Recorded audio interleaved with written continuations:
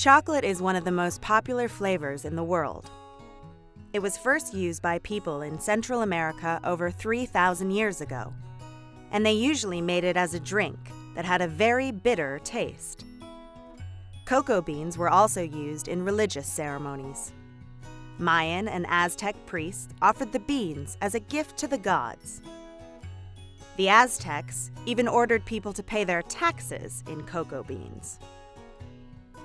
Chocolate first became popular as a food with a sweet flavor after 1828, when a way of making cocoa butter from the cocoa beans was invented by a Dutch chemist called Johannes van Houten. The first chocolate bar was made in England in 1847, and milk chocolate was created in Switzerland in 1875. But the chocolate-making process has never been simple. Even today, producing chocolate can take a long time. Chocolate comes from the pods of the cacao tree. Originally from the tropical regions of Central and South America, cacao trees are now grown in countries near the equator around the world.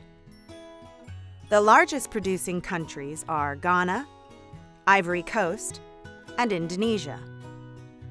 The pods are harvested and opened with a large knife, and the beans are taken out and left to ferment for about 6 days.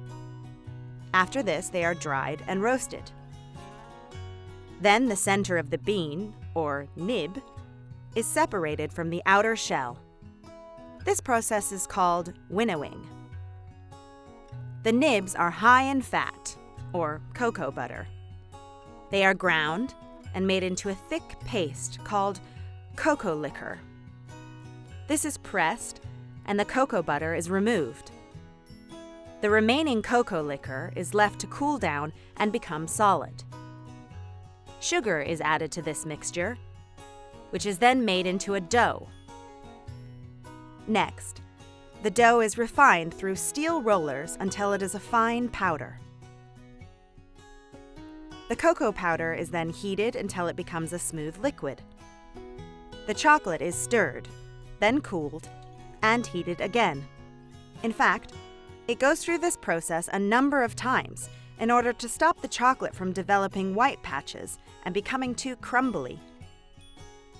In order to make milk chocolate, milk powder is added to the dough before it is refined. Sometimes, cocoa butter is added back to the dough as well. This helps to give the chocolate a rich texture and flavor. White chocolate has a lot of cocoa butter. Finally, when the liquid chocolate is in good condition, it is ready to become the delicious treat that is so loved all over the world. Sometimes it is left to harden in molds to become bars of chocolate, or it is added to ice cream, or cakes, or biscuits, or muffins, or cereals, desserts, milkshakes, fondues, brownies, pretzels, waffles, fudge,